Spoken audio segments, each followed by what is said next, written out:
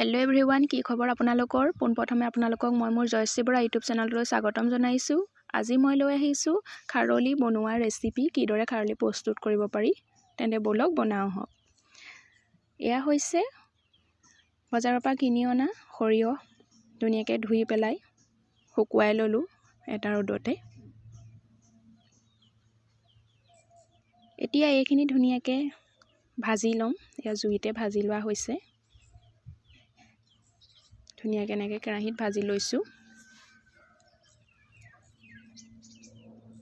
অলপ টাইম ধুনীয়াকৈ ভাজি ল'ব, লৰাই থাকিব, ৰখি নাযাব, এনেকৈ হেতাই লৰাই থাকিব। অলপ যেতিয়া ভাজিব ৰঙা নিচিনা হ'ব তেতিয়া নমাই থ'ব। এয়া অলপ টাইম ভাজি থকা হৈছে। এয়া মই 3 মিনিটমান ভজাৰ পিছত ধুনীয়াকৈ নমাই ল'ম। এয়া নমাই ল'লোঁ। খাৰলিখিনি যিহেতু আমি কলপাততে বান্ধি পেলাই থৈ দিব লাগিব মিহি কৰি, সেইকাৰণে কলপাত এখন ধুনীয়াকৈ জুইত লেৰেলাই লৈছোঁ। এয়া আমি মিক্সিত খুন্দিবলৈ লৈছোঁ।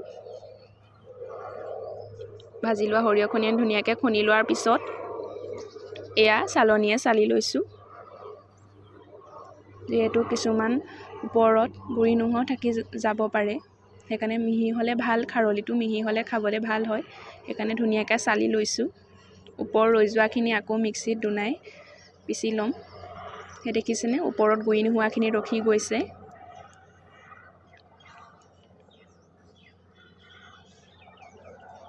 এয়া ধুনীয়াকৈ মিহিখিনি তলত ৰৈ গৈছে। এয়া গুৰি নোহোৱাখিনি আকৌ ধুনীয়াকৈ পিচি ল'ম। এইখিনি আকৌ মিক্সিত ভৰাই ধুনীয়াকৈ গুৰি কৰি লওঁ।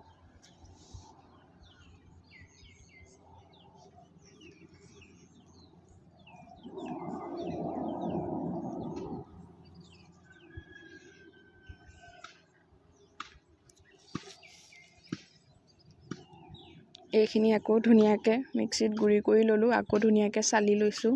আকৌ ৰখি গ'ল কিছুমান গুৰি নোহোৱা।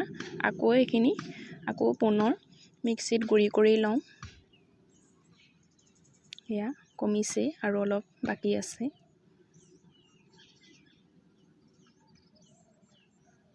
এইখিনি আকৌ গুৰি কৰি ল'লোঁ। আকৌ চালি লৈছোঁ।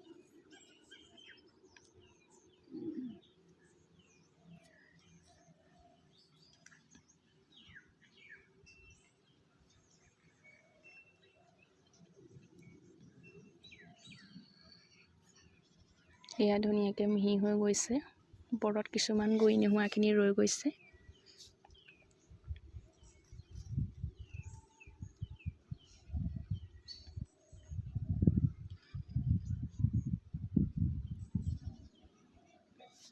এইখিনি অকণমান আছেগৈ, সেইখিনিও ধুনীয়াকৈ গুৰি কৰি লওঁ। এয়া গুৰি কৰি ল'লোঁ। এয়া হৈছে কলখাৰ।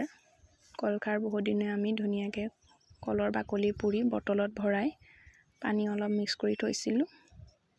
কলখাৰখিনি এতিয়া ধুনীয়াকৈ সানি লৈছোঁ মিহি কৰি লোৱা সৰিয়হৰ গুৰিখিনিৰ লগত। যিহেতু কলখাৰ দি বনোৱা হ'ব খাৰলি, কলখাৰখিনিয়ে মিক্স কৰি ধুনীয়াকৈ নিমখ অকণ দি এনেকৈ ধুনীয়াকৈ মঠি লৈছোঁ। আটা মঠাৰ দৰে এনেকৈ মঠি থাকিব। নিমখ আৰু কলখাৰ দিয়ে বনাইছোঁ। ইয়াত জ্বলা দিয়া নাই, জ্বলা খাৰলি বনোৱা নাই, অকল খাৰ দি বনোৱা হৈছে খাৰলি। অলপ বনাইছোঁ, আপোনালোকে বনালে সৰহকৈও বনাব পাৰে। এয়া অলপ বনোৱা হৈছে, আমি কমকৈ বনাইছোঁ। ধুনীয়াকৈ মঠি লৈছোঁ। একো মিহলি কৰা নাই, নিমখ অকণ আৰু কলখাৰ দিয়ে ধুনীয়াকৈ বনাইছোঁ। এয়া মঠি লোৱা হৈ গ'ল। এতিয়া লেৰেলাই লোৱা কলপাতখনতে ধুনীয়াকৈ কলপাতখিলা সৰু সৰুকৈ কাটি লওঁ। এনেকৈ ভিডিঅ'ত দেখুৱাৰ দৰে আপোনালোকে কৰি ল'ব। এয়া ভাগ ভাগ কৰি লৈছোঁ। লেৰেলাই লোৱা কলপাততে ধুনীয়াকৈ কলপাতৰে বান্ধি থ'ম।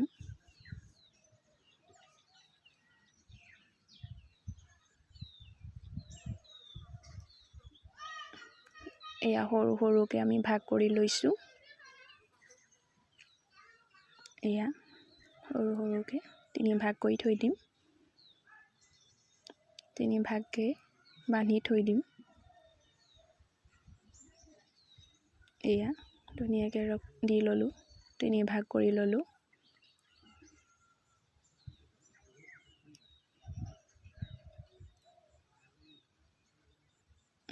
এতিয়া এই ধৰণে আমি বান্ধি থ'ম, এনেকৈ পেকিং কৰি।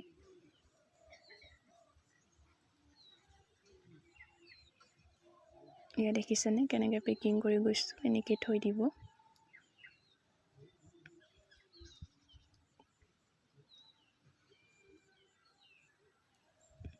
এনেকৈ ধুনীয়াকৈ পেকিং কৰি ল'ব কলপাতেৰে। লেৰেলাই ল'লে অকণো নেফাটে, ভাল।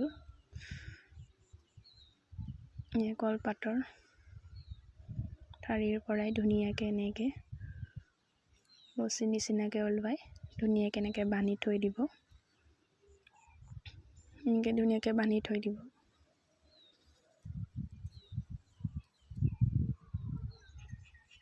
এয়া বান্ধি লোৱা হৈ গ'ল। এনেকৈ বান্ধি থৈ দিব 3 দিনমান। তাৰপাছত আপোনালোকে পেকিংটো কলপাতৰ পৰা উলিয়াই ধুনীয়াকৈ খাব পাৰিব, টেষ্ট পাব। আশা কৰোঁ আপোনালোকে মোৰ ভিডিঅ' চাই ভাল পালে। মোৰ চেনেলটো